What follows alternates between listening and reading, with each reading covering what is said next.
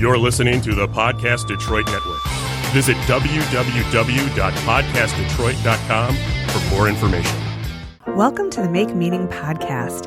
I'm Lynn Galadner, and I've dedicated my life to sharing stories of how people make meaning in their work and find purpose in their lives.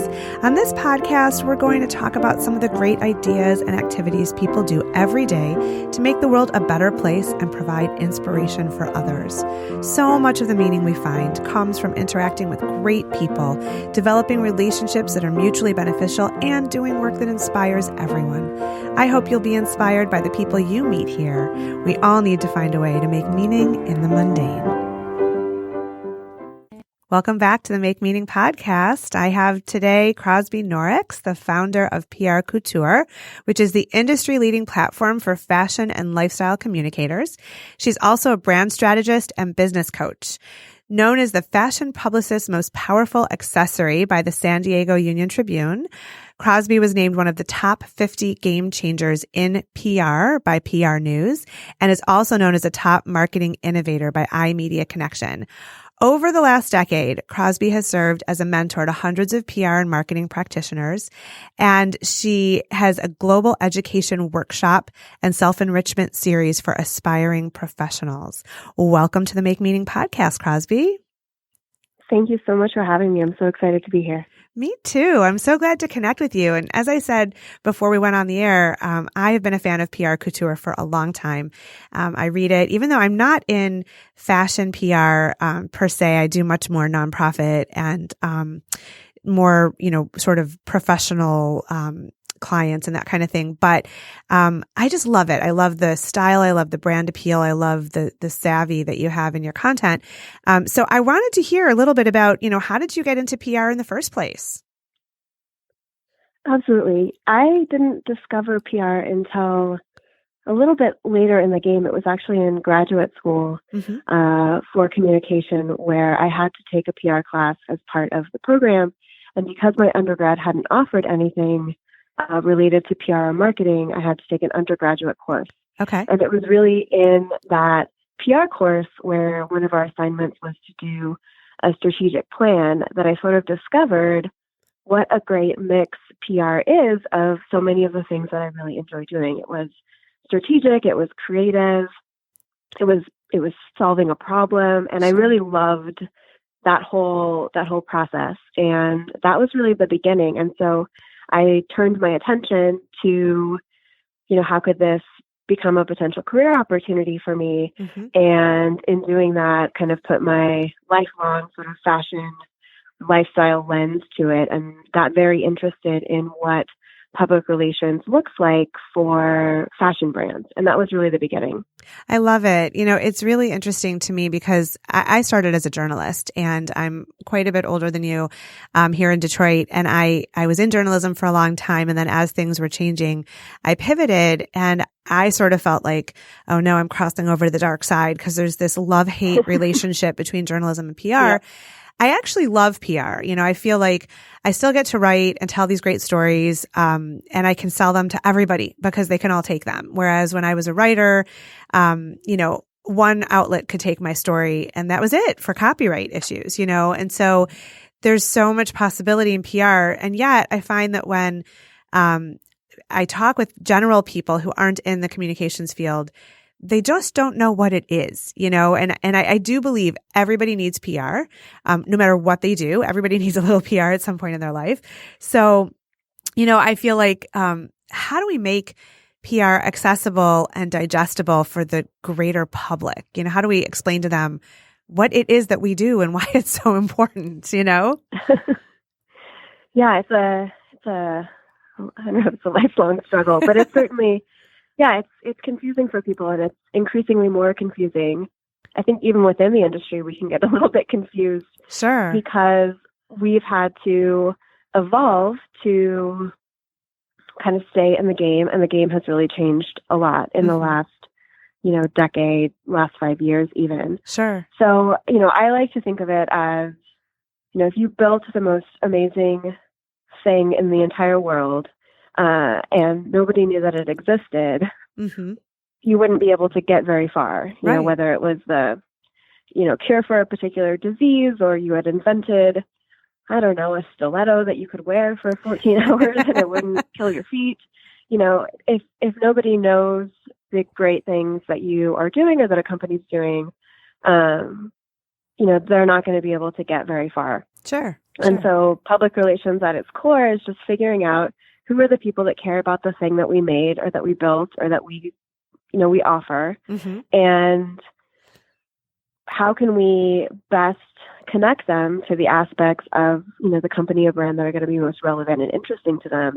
How do we equip them with the tools to then take that information and share it with those in their circle? And that circle has really changed. It used to just be, maybe friends and family. And now, we have this sort of everyone is an influencer, everyone has a platform, everyone has the ability to,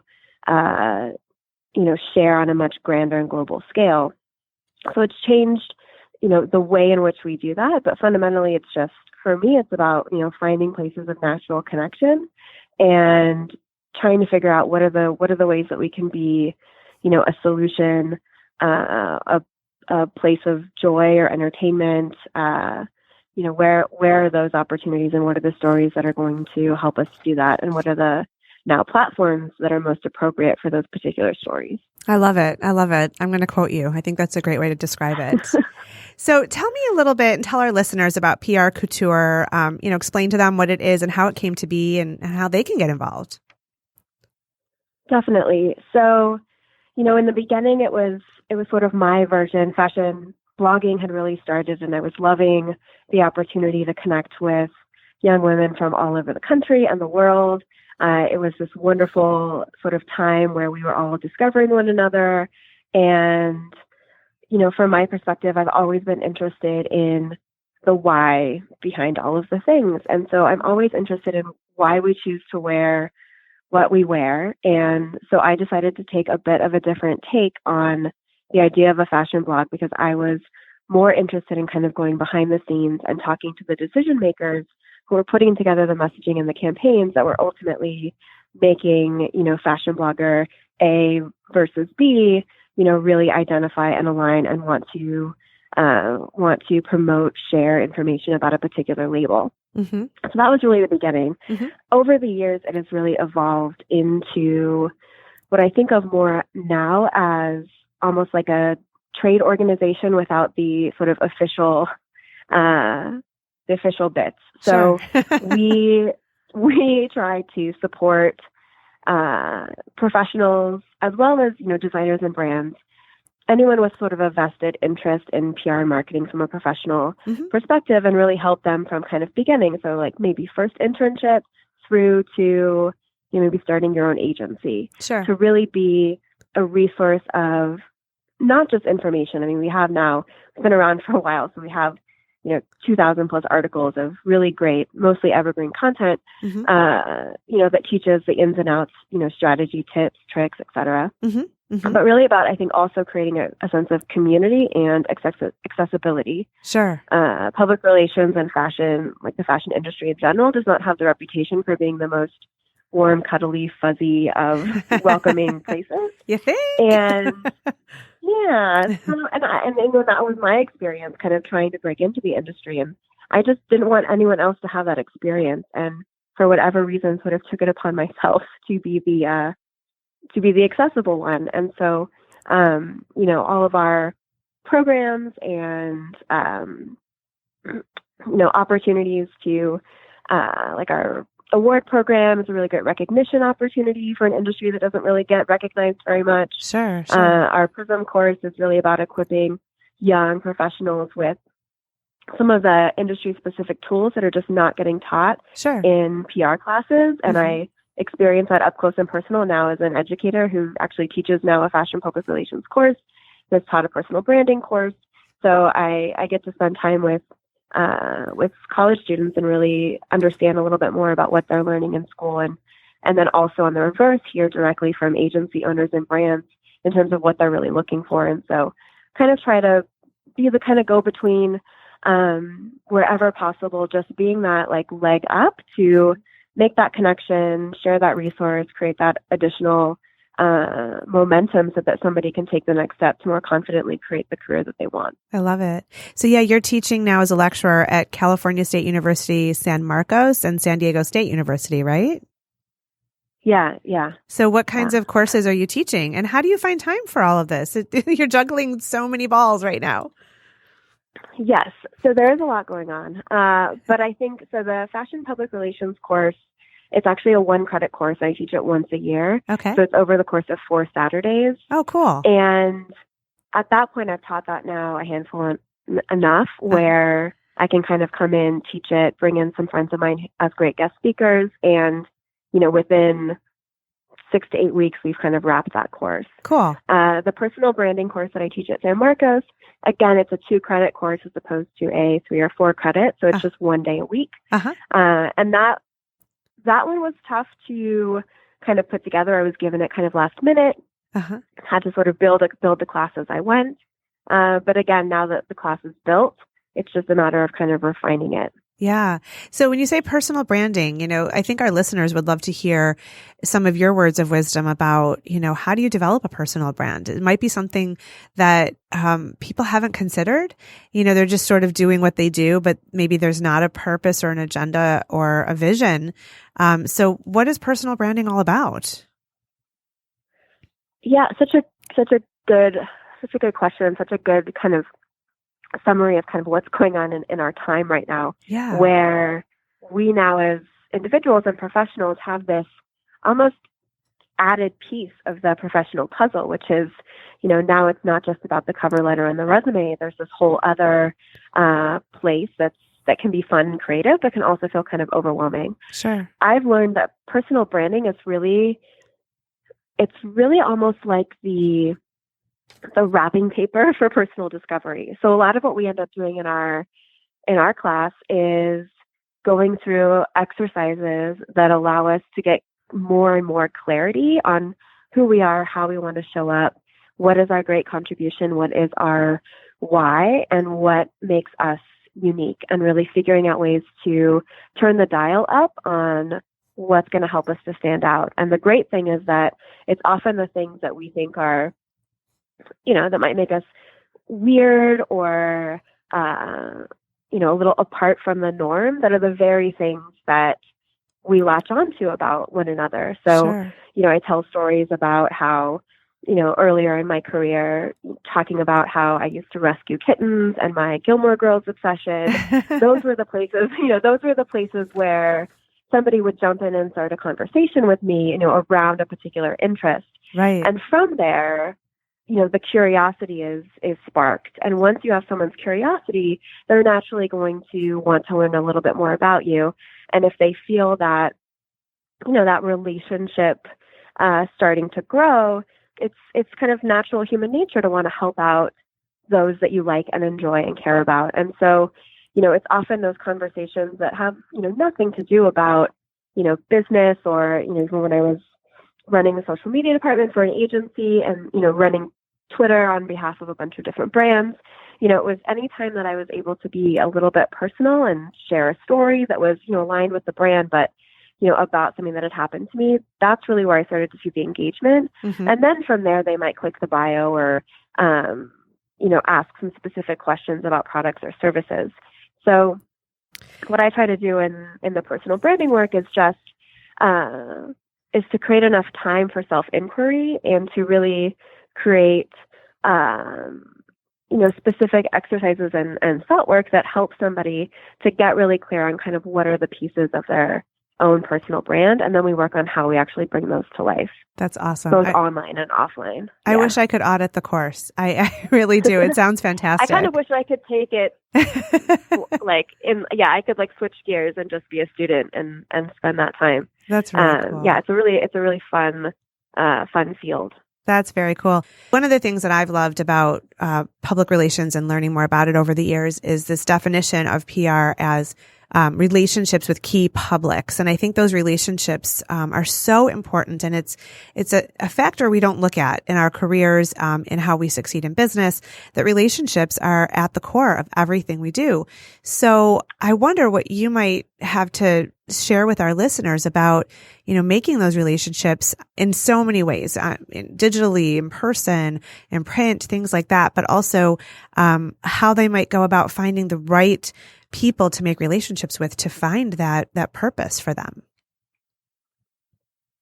Yeah, that's a great question. It is so powerful. I mean, we can only do and accomplish as much for our clients as we can sort of activate and work within our own networks and relationships. And it's so much easier to be able to call up somebody who you consider a friend and, ask them to come and cover something, or have them give you a little bit more time to be able to explain, why a particular client is really interesting, than calling up a complete stranger. Sure. And, we're in this space where there are so many places where we can build relationships, as you say. We can build them via Instagram DM. We can build them in all of the ways that now, small business associations, and in particular, female-owned business networks just seem to be exploding. There are all of these places now to kind of get out from behind the laptop and have those